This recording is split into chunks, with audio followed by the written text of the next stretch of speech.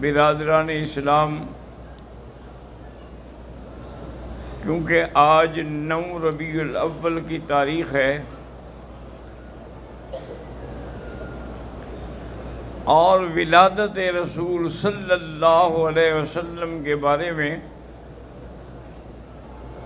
کئی روایات ہیں۔ اس مہینے میں تو کوئی اختلاف نہیں کہ آپ ربیع الاول میں پیدا ہوئے۔ تاریخ کیا تھی؟ بعض علماء نے کہا کہ 12 ربیع الاول تھی، لیکن صحیح بات یہی ہے کہ حضور 9 ربیع الاول کو پیدا ہوئے۔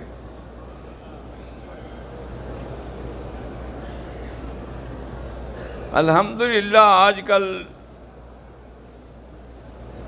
لوگ بڑے ترقی یافتہ ہو گئے ہیں، کمپیوٹر کا زمانہ ہے،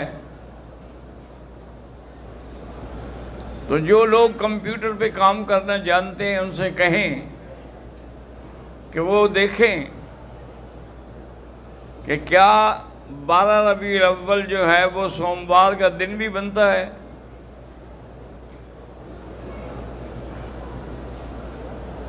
اصل ولادت جو ہے وہ 9 ربیع الاول ہے۔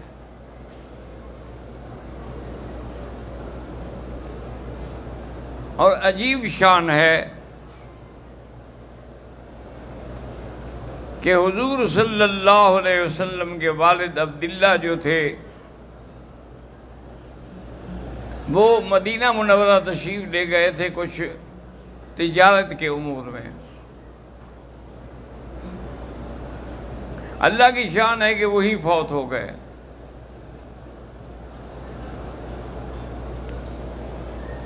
اور انہیں جنت البقیع میں دفن کیا گیا۔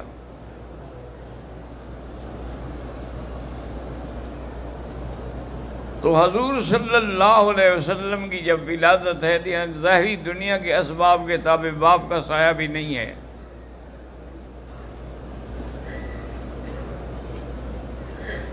اللہ نے قرآن میں بھی ارشاد فرما دیا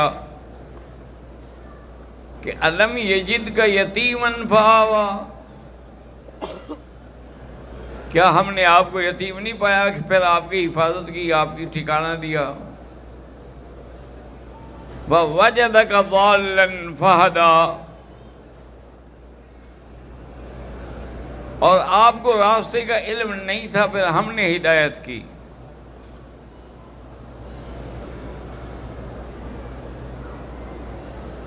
سرزمین حرم کا عرب کا رواج ہے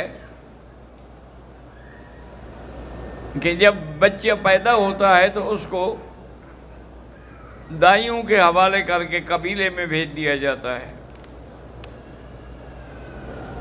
کیونکہ شہر کی زبان جو ہے نا وہ خلط ملط ہو جاتی ہے، لیکن باہر جو قبائل میں زبان ہے اس میں کوئی غلطی نہیں ہوتی، وہ بڑی فصیح لغت ہوتی ہے۔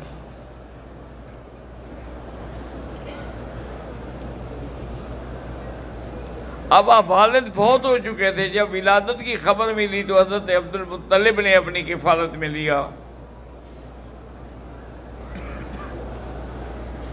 عبد المطلب جب آئے، حضور کو اٹھایا تو ان کی والدہ سے کہا کہ خیال رکھنا ان ھذا لہ شان، یہ کوئی شان والا بچہ ہے، اس کی حفاظت کرنی ہے۔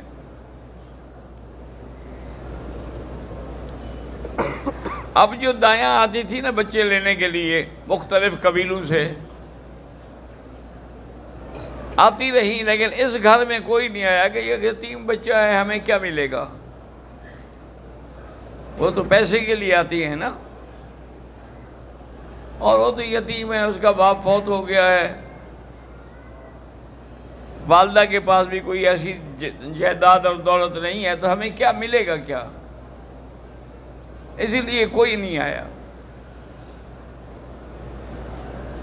سب سے آخر میں آنے والی بی بی حلیمہ سعدیہ ہے، اس کی اونٹنی بڑی کمزور تھی اس لیے وہ لیٹ ہو گئی۔ اور جب وہ مکہ میں پہنچی تو اسے پتہ چلا کہ بس صرف ایک یتیم بچہ باقی ہے، باقی سب دایاں لے گئی ہیں۔ اور اس نے کہا چلو خالی جانے سے تو بہتر ہے نا۔ وہ آئے، حضرت عبد المطلب گھر کے دروازے پہ موجود تھے۔ انہوں نے پوچھا بی بی تمہارا نام کیا ہے؟ اس نے کہا میرا نام حلیمہ ہے۔ فرمایا الحمدللہ، نام تو بڑا اچھا ہے، حلم والی، حوصلے والی عورت۔ فرمایا قبیلہ کون سا ہے تمہارا؟ اس نے کہا بنو سعد۔ تو آپ خوش ہوئے، کہنے لگے کہ اسموں کے حلیمہ و قبیلتوں کے بنو سعد و ابنی محمد، میرا بیٹا بھی محمد ہے۔ تو حضرت عبد المطلب نے اس کے حوالے کیا، اسے ہدایات بھی دی کہ خیال رکھنا یہ بچہ مجھے کچھ نرالا شان والا لگتا ہے۔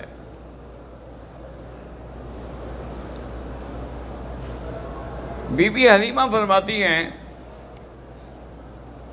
میں واپس آئی تو میں تو آپ کا چہرہ دیکھ کے اتنا خوش ہو گئی کہ مجھے یہ بھی بھول گیا کہ کوئی پیسے بھی ملیں گے یا نہیں ملیں گے۔ میں نے کہا اتنی بڑی دولت اللہ نے مجھے دے دی ہے، پیسے لے کے کیا کروں گی؟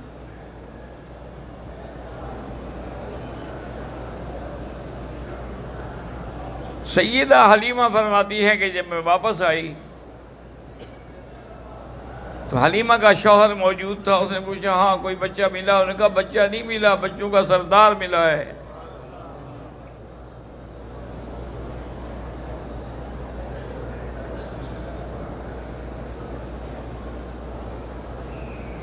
اس نے بھی دیکھا تو حیران ہو گیا کہ اتنے خوبصورت، اتنا جمال۔ بہرحال اونٹنی پہ بیٹھے، ایک ہی اونٹنی تھی ان کی،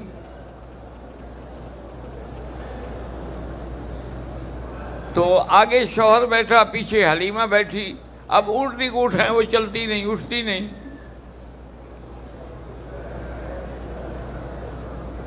بی بی حلیمہ یہ سمجھدار لوگ تھے، بچے پالتے تھے سرداروں کے۔ اس نے عبداللہ سے کہا معلوم ہوتا ہے کہ یہ بچہ پیچھے بیٹھنے کے لیے نہیں آیا، یہ آگے جانے کے لیے آیا ہے۔ یہ تو انبیاء کے بھی آگے کھڑا ہوگا تو ہمارے پیچھے کیسے رہ سکتا ہے؟ تم اس کو اپنی گود میں لے لو۔ عبداللہ نے اسے اپنی گود میں لے لیا بڑا سنبھال کے۔ انہوں نے کہا اس کے اونٹ کی مہارت مجھے دے دو، اونٹنی کو میں چلاتی رہوں گی۔ انہوں نے کہا ٹھیک ہے، بس دینا تھا کہ اونٹنی تو جی اٹھ کے کھڑی ہو گئی۔ وہ تو اتنے ناز سے اور تیز چلی کہ ساری اونٹنیاں پیچھے رہ گئی اور حلیمہ سب سے پہلے اپنے گھر پہنچ گئی۔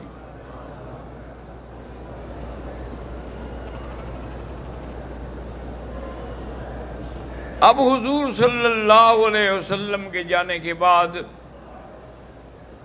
بی بی حلیمہ کہتی ہے جو ہمارے گھر میں فقر تھا، بکریاں مال مردہ تھے، کوئی کھانے کی چراگاہیں نہیں تھی اتنی اچھی، وہ تو یکدم انقلاب آ گیا۔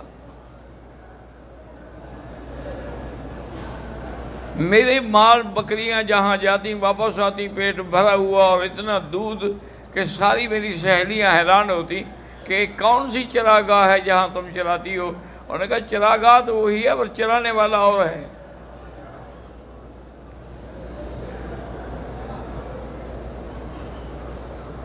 بی بی حلیمہ سعدیہ رضی اللہ عنہا،